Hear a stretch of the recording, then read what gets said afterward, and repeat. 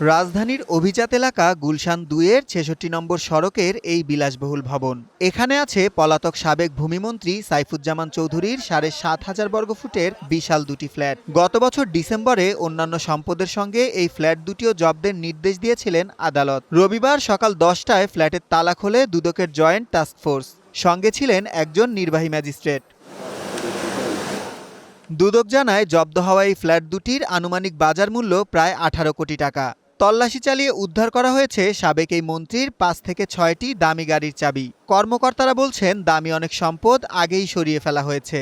ইনভেন্টরিতে প্রাথমিকভাবে আমরা কিছু জিনিস পেয়েছি। এখানে কিছু গাড়ির চাবি পেয়েছি, আমরা ৫ থেকে ৬টা গাড়ির চাবি পেয়েছি, দামি গাড়ি মার্সিডিজ বেঞ্জ সহ।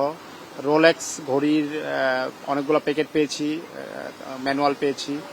এছাড়া বেশিরভাগ দামি জিনিস অবশ্য সরিয়ে ফেলেছে। তবে আমরা এখান থেকে অনেক ক্লু পাবো, তদন্তের অনেকগুলো ক্লু পাবো, যেগুলো আমরা ভবিষ্যতে আমাদের কাজে লাগবে।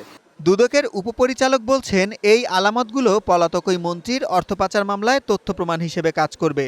বিশ্বের বিভিন্ন দেশে সাবেক এই মন্ত্রীর প্রায় ১০,০০০ কোটি টাকার সম্পদ রয়েছে বলেও জানান তিনি। ওনার বিরুদ্ধে তদন্ত শুরু করার পর থেকে ৩০টি মামলা করেছি, যেখানে প্রায় ৫০০ কোটি টাকার মতো ইনভলভ রয়েছে। এছাড়া আরও প্রায় ১,৫০০ কোটি টাকার মতো অনুসন্ধান চলমান রয়েছে আমাদের। ওনার আমরা এই পর্যন্ত প্রায় ১০,০০০ কোটি টাকার সম্পদ বিশ্বের ৯টি দেশে সন্ধান পেয়েছি। ওই ৯টি দেশে আমরা এমএলআর প্রেরণ করেছি সম্পদের মালিকানার তথ্য চেয়ে। এছাড়া বাংলাদেশ এন্ডে আমরা ১১টা ফ্ল্যাটের তথ্য পেয়েছিলাম, যার মধ্যে ২টা ফ্ল্যাট এখানে রয়েছে।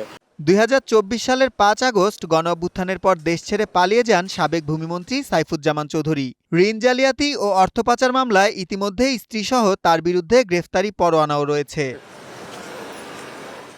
সুলাইমান সবুজ, ওয়ান নিউজ, ঢাকা।